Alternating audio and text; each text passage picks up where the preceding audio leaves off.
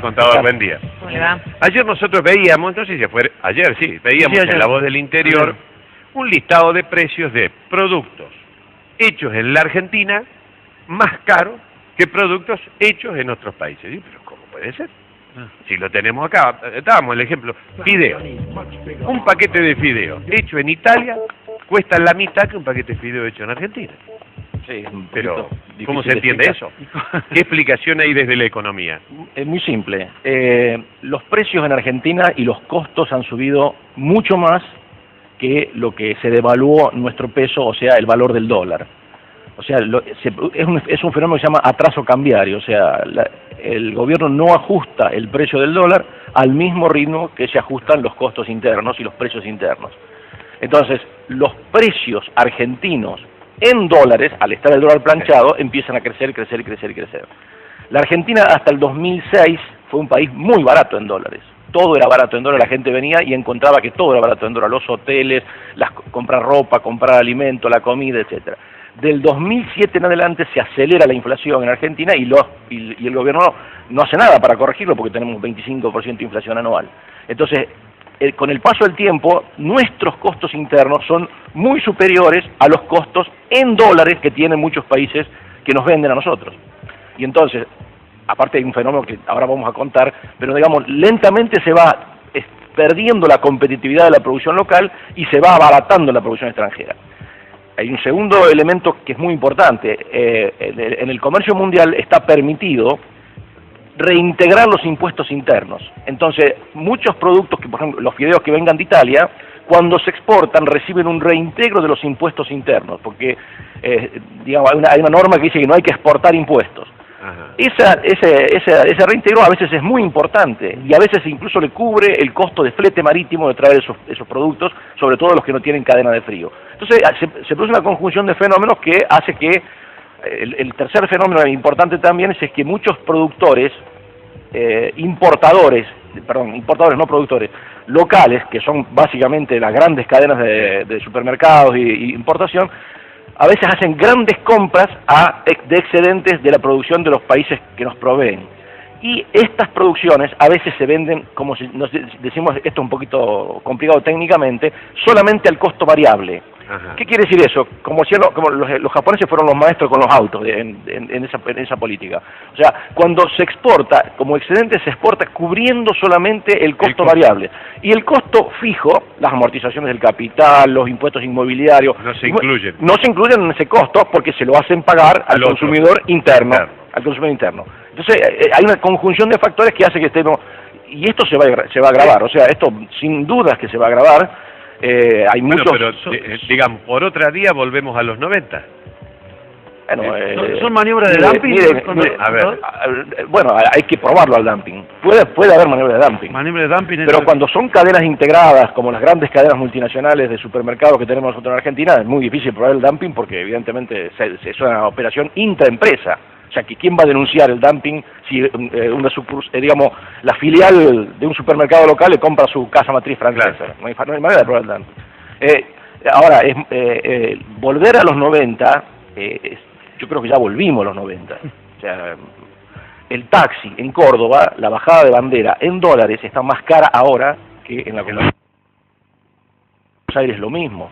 O sea que tenemos ya, cuando uno mide la canasta básica alimentaria bien medida como la mide Fiel, se da cuenta que en dólares la canasta alimentaria en Argentina está más cara ahora que en la convertibilidad. O sea que es evidente que van a tener, y ese encarecimiento de la canasta alimentaria hace que la gente no...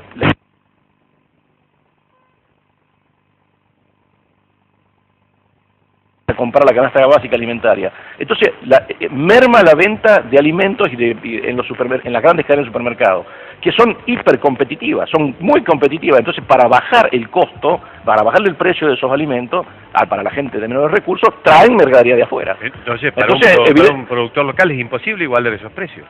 Y yo creo que en este momento es prácticamente imposible, salvo que el gobierno comience a ajustar el tipo de cambio. ¿Qué significaría? Les pongo un ejemplo bien claro. Mover el dólar, ¿qué significaría? Claro, ahí está. Desde el punto de vista inflacionario, por ejemplo. Bueno, ahora la única variable que tiene el gobierno para controlar la inflación es el precio del dólar. Si uno agarra el dólar del 31 de diciembre pasado y le aplica la inflación de este año, y supone 25% más o menos, y supone que el año que viene vamos a tener más o menos esta misma inflación, el nuevo gobierno se va a encontrar con la necesidad de un dólar de 6 pesos. 6 pesos. Contra 4.20 o 4.30, que es lo que va a tener. Entonces se va a acumular una tasa de cambio muy grande. Naturalmente, los costos internos van a seguir esa evolución inflacionaria. Quiere decir que va a haber un atraso cambiario acumulado en 2 años de prácticamente un 30%, con lo cual el abaratamiento de los importados va a ser un fenómeno creciente. Acá hay dos cosas. Hay que bajar la tasa de inflación y hacer que el dólar no se atrase.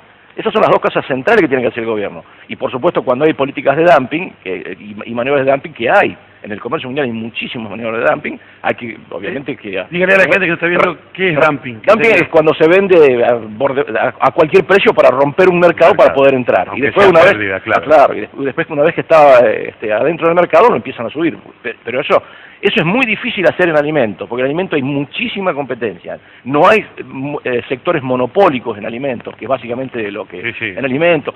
Puede haber en cosméticos, ahí hay mucha más concentración. Porque todo el mundo sabe que en Argentina tocador, cosmético y artículos de limpieza son dos grandes empresas que prácticamente son muy importantes y que tienen un poder muy grande, pero en todo lo que sea el resto de alimentos comunes no hay ningún poder de monopolio, o sea que la competencia es feroz, y para que las grandes cadenas hagan esos folletos hermosos que nos dejan en la puerta de casa para poner esos productos, necesitan comprar lo más barato que encuentran, y no importa que tenga marca, que no tenga marca.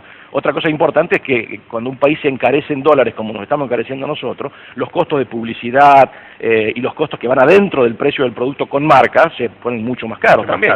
Entonces es un costo que de alguna manera hay que amortizar. Otra vez la frase, el que apuesta al dólar pierde, ¿sería hoy? Por ahora el gobierno puede controlarlo a este nivel. Así que yo no aconsejaría a la gente que hoy se ponga a comprar dólares, pero lo que como va a pasar ahora, como está pasando y va a seguir pasando, tiene dos opciones en el caso de un industrial. Invertir pensando de que alguna vez se va a recuperar el precio del dólar y me van a volver a proteger con ese dólar alto. Y la otra es transformarse en importador, como pasó exactamente al final de los 90. Pero, o sea, digamos, que es evidente que cuando uno no sabe lo que va a pasar, porque uno no sabe lo que va a pasar, uno no sabe si el dólar que va a encontrar el próximo presidente es de 6 o es de 4,30. Y obviamente si tuviera un fenómeno parecido al que tuvimos en la salida de convertibilidad, que arrancamos de 1 y paramos en 3,80, es evidente que no tiene la previsibilidad es muy baja, por eso no hay inversiones.